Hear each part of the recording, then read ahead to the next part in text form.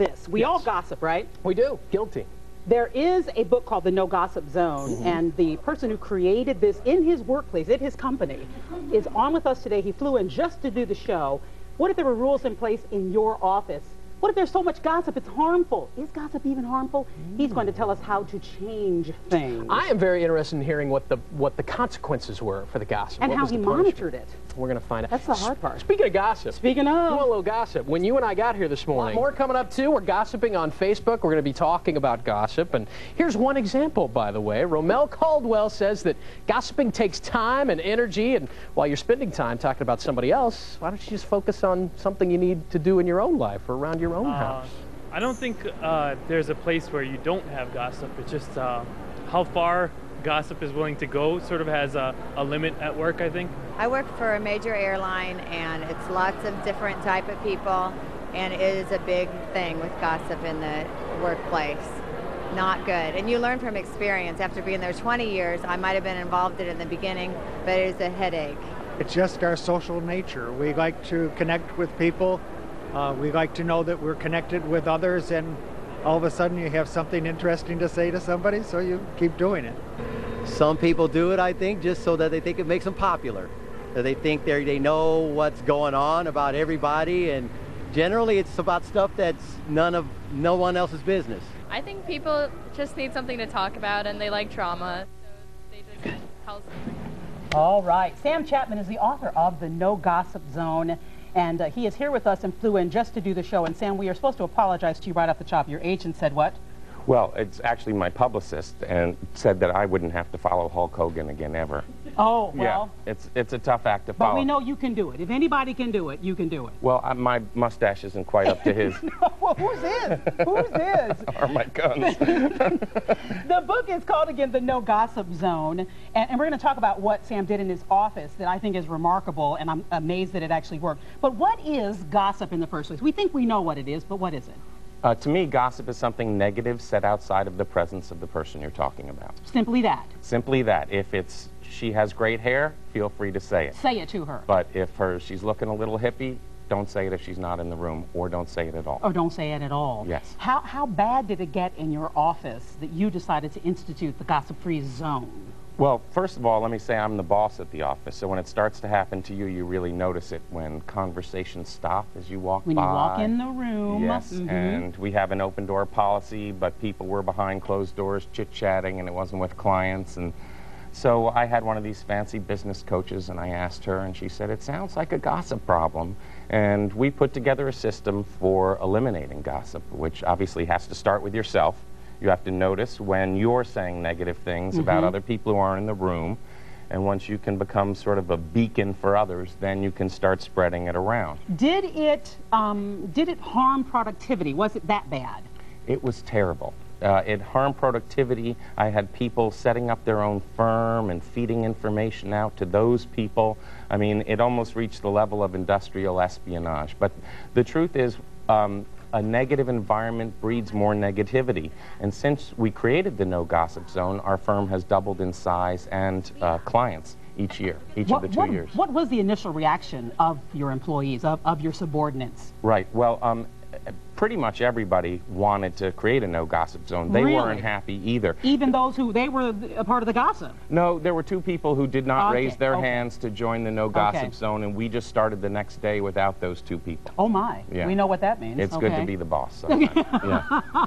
And then I've recruited, from then on, telling new hires about the No Gossip Zone, and I think we've attracted a better class of people who are trying to put that pettiness aside. How did you monitor it? Well, it's sort of like run, yell, and tell. You know, we just tell on each other. If someone is talking smack about someone who's not in the room, we call it gossip, and we invite them to go tell. Okay, now let's get real about this, because we probably all gossip. That's right. It's not like taking the Lord's name in vain or cursing. It wasn't on the list of things our parents taught us not to do. Wasn't what Moses brought down from the mountaintop, right? That's that right. wasn't one of the 10. Unfortunately, and well, actually, you know what? The number 9, thou shalt not bear false witness against thy neighbor, and see, is the back end of gossip. See, and we think of that as, okay, I won't tell a lie. But we think of gossip as something else. So how do we change our own mindset about gossip. Well, gossip is just something bad. It can be true and it cannot be true. But when you complete on it, when you follow up and tell each other what you're saying, it turns out half the stories we're telling about each other aren't true. And so the chance to face each other with our truth is very powerful. All right, we need a gossip detox, don't we? Amen. Okay, thank you so much. It's good to meet you. Nice to meet you. Thanks for having me. Next time Hulk Hogan is in. All right, no Barack Obama either, nothing like that. We'll put you on first is what we'll do, Sam. Okay, thanks. All right, Matt? Barack's on tomorrow. That was a close scheduling mishap waiting to happen. Just kidding, folks. And the gossip continues. The author of the No Gossip Zone will be reading Facebook, so keep posting your comments on Gossip in Your Life. So the big debate on Facebook today, is gossip harmless and fun, or is it dangerous and mean? I would say dangerous and mean. I think some people would argue all of the above. Yeah, exactly. Yeah, it's all there you go. Lori Sue has posted on our wall. She says, it's not your place to tell one about the other. Does that make sense out loud? I believe you should ask the one you want to know about, otherwise keep your mouth shut. She's saying go right to the person. Go to the source. Go to the source. Very good. Charlie Cochran, who apparently has legal representation on Facebook, says no comment, which is probably very wise. And Laura Fortato says, I think it all depends on the intent. If you're just venting with a trusted close friend, then it's maybe it should be okay. If you're intentionally perpetuating inflammatory remarks, then it is wrong. Caps lock, wrong. That means really, really wrong. Good comments. Keep them coming. Sam, the author of the No Gossip Zone, says people think of gossip as a lubricant. That it's, I mean, it's fun. Interesting. It's just, you know, just let off some of the steam. That's true. It's the one thing a lot of people in the workplace share, I guess. But it can be harmful. It can indeed. Right, from this to that. Let's get spicy. We're talking about salt and oregano.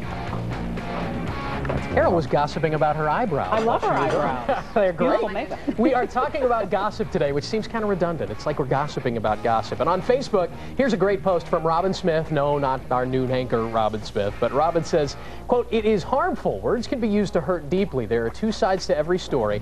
We should build others up, not knock them down with gossip.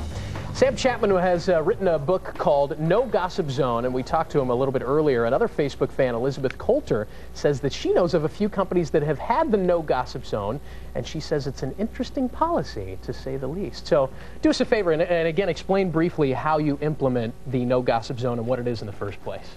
So at my company, when we say something negative about someone who's not around, we call it gossip, and then we make you go tell what you said.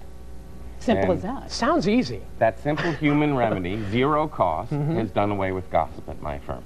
People do not want to face each other with their truth, and when they do, they're comfortable just going to the person's face. So the difference is, I'm either going to keep it to myself, or I'm going to face off with you and tell you what I think of you, which gives you a chance to clear it up. And I guess if everybody firmly believes that everyone around them is on that level playing field, suddenly that fear and that anxiety goes away. And you're right, it's either do I confront them or do I just let it lie? Well, that's right, and a fish rots from the head down. So the boss has to be the one to lead the charge. If you're a worker, and it's not just at work, this is true in our schools, in our houses of worship. I get more call from clergy than from CEOs about this. No kidding. That's fascinating. So the leader of the firm's got to do something about it, or the priest or the teacher. And if you're just a member of that group, then what you should do is just watch yourself and change gossip in your own life and become an example to others. So once you've got gossip under control and you're not saying negative things about people who aren't around, you can go to your boss and suggest it. Well, Sam, and here's another one, somebody who posted on our wall on Facebook, Lori Sue, when you're asked a question about someone, only give the facts known by you. If you're willing to stand up for your answers, or just tell the questioner to ask the person that they are talking about. I mean, that's sort of in your face. Don't tell lies to me. Go talk to that other person. So we're encouraging people to do what you're saying. That's right. I think what replaces gossip is authentic communication, where we tell each other our truth. And that is a powerful business tool, and it's a powerful interpersonal tool. It's what we're really looking for from each other. It's just hard to get there. I think we feel insecure, and we believe that if we make others look bad, we make ourselves look better. Which is not true. It's not true. The gossiper and the gossipee are both harmed. So I call it an unprofitable behavior. All right, I like that. Unprofitable behavior. He's the boss. He ought to know. He ought to know. And it no unprofitable behaviors allowed. Your firm doubled in size. Did you say it grew after each year? At Empower Public Relations, double the clients, double the revenue, double the fun. So we can see that it actually helps. Thank you so much. Thanks for having me. All right, Stephen Kellogg and the Sixers are going to play live for us next.